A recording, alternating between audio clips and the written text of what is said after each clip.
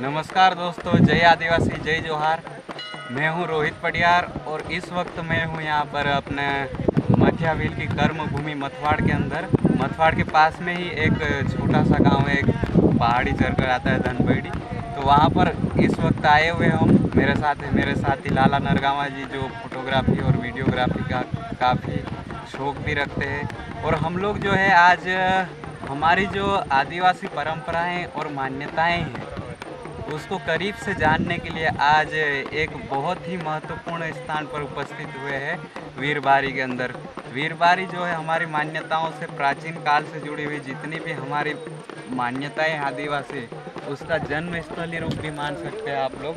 तो यहीं से कुछ दूरी पर रानी काजल माता भी है, आप देख रहे होंगे यहाँ पर कि ये चारों तरफ बड़ी बड़ी खाइयाँ हैं।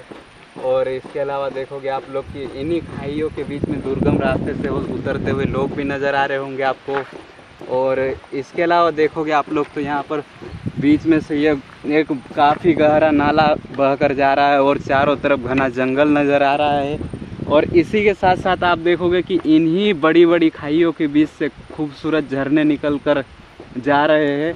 तो ये सारी की सारी जो चीज़ें हैं आपको एक प्रकृति का अनुपम सौंदर्य भी दिखाएगी। और इसके अलावा जो आदिवासियों के बारे में कहा जाता है कि वो प्रकृति पूजक कहा जाता है, तो जो प्रकृति पूजक होने का जो अनुपम उदाहरण है वो आपको यहाँ पर देखने को मिलेगा। यहाँ देखेंगे हम लोग की जो वीरबारी है, इसको भी हम लोग देवीय रूप में इसकी पूरी की पूरी प्रकृति को, इस पूरे पहाड़ को, इन खाइयों को, सारी चीज़ों को एक देवीय रूप में पूजा जाता है। और आदिवासियों के बारे में ये कहा जाता है कि वो जो है पहाड़ है, नदी है और ज़मीन है, जल जंगल ज़मीन, इन्हीं की पूजा करते हैं। तो वो जो बात है वो इन सारी चीज़ों से सिद्ध होती है। यहाँ पर इसका काफ़ी महत्व है। जो जितने भी यहाँ के जो भील भिलाला है और इसके अलावा जो पावरा समाज है महाराष्ट्र के, वो सब की सब अपनी मान्यताओं में, अपनी पूजा पाठ में इस स्थान का विशेष महत्व देते हैं, एक विशेष स्थान देते हैं इसको।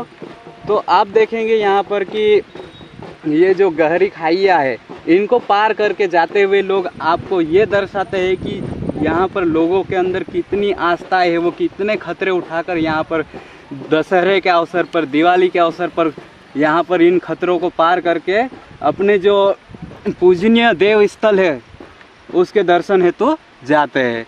आप देखेंगे यहाँ पर कि इसके बारे में कहा जाता है कि यहाँ नीचे पर आपका ये खाई पार करने के बाद आपको यहाँ पर 3 तरह के कुंड मिलेंगे, जहाँ पर एक कुंड में स्नान करने पर जो है तंत्र मंत्र यानी कि बड़वे सीखते हैं।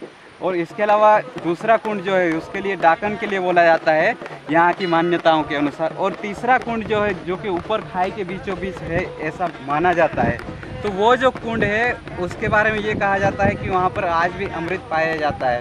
तो ये एक हमारे समाज की मान्यता है और इस मान्यता के अनुसार उस अमृत तक अभी तक कोई पहुँच नहीं पाया है, ऐसा भी माना जाता है। तो ये इन सारी चीज़ों को देखते हुए आपको पता चल जाएगा कि जहाँ आदिवासियों के ऊपर अक्सर इल्ज़ाम लगाया जाता है कि वो जंगल को ख़त्म कर रहे हैं, ज़मीन को ख़त्म कर रहे हैं, या फिर इस तरीके की चीज़ें का जो आरोप लगाया जाता है, वो सारी की सारी चीज़ें इन चीज़ों को देखने के बाद, अगर आप इस तरीके दर्शनीय स्थल को देखने के बाद गलत सिद्ध होती हुई नज़र आएगी। क्योंकि वास्तव में जो आदिवासी है वो प्रकृति के संरक्षक है, ना कि विनाशक।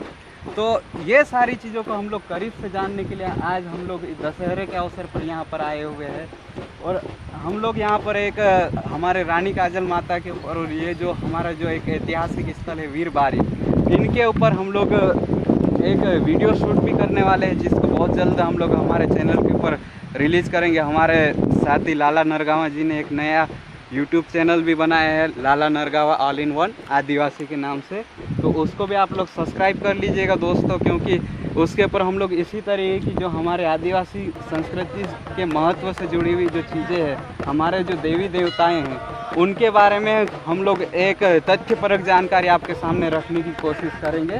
तो इन्हीं कोशिशों के साथ हम लोग आज यहाँ पर मौजूद है। और हम लोगों की ये कोशिश रहेगी कि आपके सामने बहुत जल्द कुछ अच्छी चीज़ लाकर रखें जो आपको पसंद आएगी। धन्यवाद।